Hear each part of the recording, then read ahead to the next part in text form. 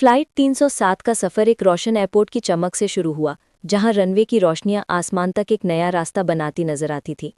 Terminal के बाहर pilot Arjun Mehra अपनी सफ़ेद यूनिफॉर्म और गोल्डन स्ट्राइप्स के साथ घड़ी देखते हुए खामोशी से तैयारी कर रहा था। उसकी आंखों में प्रोफेशनल कॉन्फिडेंस था, लेकिन दिल के किसी कोने में हमेशा की तरह एक अजीब सा बोझ। अंदर बोर्डिंग गेट पर अनाया शर्मा अपने चमकदार लाल यूनिफॉर्म और मुस्कान के साथ हर पैसेंजर का पास चेक कर रही थी। उसके चेहरे पर दिखने वाली मुस्कान के पीछे ड्यूटी का बोझ भी था, जो हर फ्लाइट अटेंडेंट अपने कंधों पर उठाता है।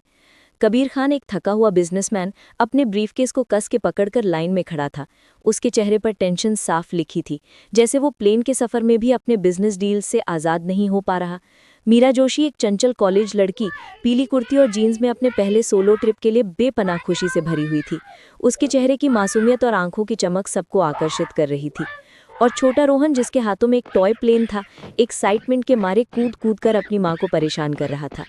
ये सब लोग एक ऐसे सफ़र की ओर बढ़ रहे थे जहाँ से वापसी शायद इतनी आसान ना होती। जब प्लेन ने टेक ऑफ किया तो केबिन में मुस्कान, हंसी और राहत का माहौल था। रोहन खिड़की से नीचे के चमकते शहर को देखकर चिल्लाया, मम्मा, घर छोटा लग रहा है, और उसकी माँ हंसकर उसके सिर पर हाथ फेर देती। मीरा खिड़की से बाहर तारे गिन रही थी और अनाया केबिन में पानी सर्व करते वक्त मुसाफिरों की घबराहट दूर करने की कोशिश कर रही थी। अर्जुन और को पायलट कॉकपिट में शांति से कंट्रोल्स चला रहे थे। डैशबोर्ड की रोशनी उनके चेहरों पर चमक रही थी। सब कुछ नॉर्मल लग रहा था, लेकिन ऊपर वाले ने कुछ और ही लिख रखा था। थोड़ी देर बाद ही एक अजीब सी क्लिक क्लिक आवाज़ केबिन में गूंज उठी। पहले तो सबने इग्नोर किया, लेकिन जल्दी एक इंजन से धुआं उठता नजर आया। केबिन लाइट्स फ्लिकर होने लगी। मुसाफिरों के चेहरे पहली बार गंभीर हो गए। अनाया ने नकली मुस्कान के साथ कहा, सब ठीक है, प्लीज शांत रहिए, लेकिन उसके हाथों में ट्रे कांप रही थी। अर्जुन ने कॉकपिट में देखा तो रेड अलार्म्स ब्लिंक कर रहे थे।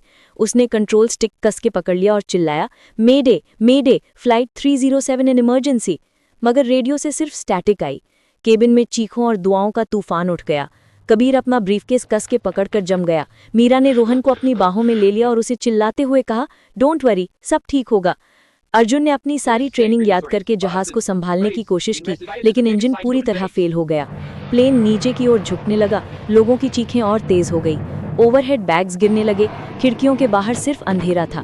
ब्रीस फॉर इम्पैक्ट, अर्जुन ने चिल्लाया और सब लोग अपनी सीटों में सिकुड़ गए। अगले ही पल प्लेन एक सुनसान रेगिस्तान के बीच क्रैश हो गया। धूल, चिंगारियां और लोहे के टुकड़े हवा में बिखर गए। रेत का तूफान सब कुछ निगल गया।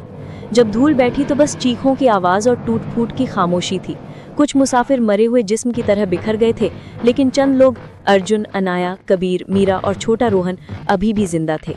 रेत उनके कपड़ों में घुस गई थी। चेहरे खून और पसीने से भीग गए थे। अर्जुन खून बहते माथे के साथ कॉकपिट का दरवाज़ा खोलकर सर्वाइवर्स को निकालने लगा। अनाया अपने फटे यूनिफॉर्म के बावजूद बच्चों को गाइड कर रही थी। मीरा ने रोहन को संभाला और उसके लिए पानी ढूंढने की कोशिश की। कबीर, जिसने हमेशा अपने ब्रीफकेस को सबसे ज्यादा महत्व दिया था, अब उसके फटे ब्रीफकेस को पकड़कर खुद ही रेत पर लड़खड़ा रहा था। रात हुई तो रेगिस्तान की ठंड उनके जिस्म को कांपने पर मजबूर कर रही थी। सर्वाइवर्स ने जलते हुए रैकेट से आग बनाकर उसके इर्द गिर्द बैठना शुरू कर दिया। अर्जुन कॉकपिट में घुसकर पुराना रेडियो ऑन करने लगा।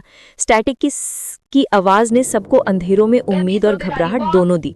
कभी कभी एक हल्की सी आवाज आती, इज एनीवन हेलो, और फिर गायब हो जाती। सर्वाइवर्स के चेहरे पर हैरानी थी। मीरा की आंखों में आंसू आ गए। रोहन ने अपना टॉय प्लेन उठाकर कहा, हम बच जाएंगे ना मम्मा। कबीर ने फ्रस्ट्रेट होकर कहा, ये रेगिस्तान हमें खा जाएगा। और अर्जुन ने उसकी आंखों में देखा और धीरे से कहा, जब तक मैं जिंदा हूँ कोई हमसे ये उम्मीद नहीं छीन सकता।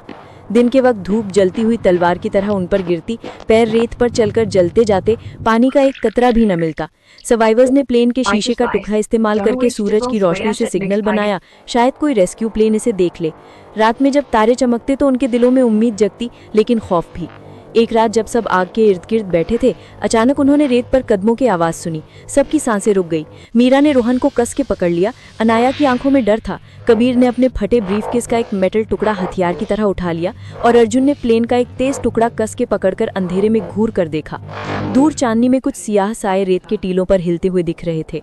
उस वक्त रेडियो से पहली बार एक साफ आवाज़ आई, stay where you are, we are coming for you.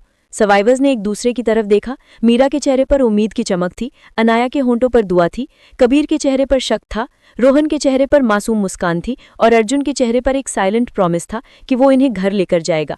लेकिन रेगिस्तान का राज अभी खुलना बाकी था, क्योंकि उसी वक्त एक बहुत बड़ा सियाह साया टीलों के पीछे से निकलकर उनकी तरफ बढ़ने लगा।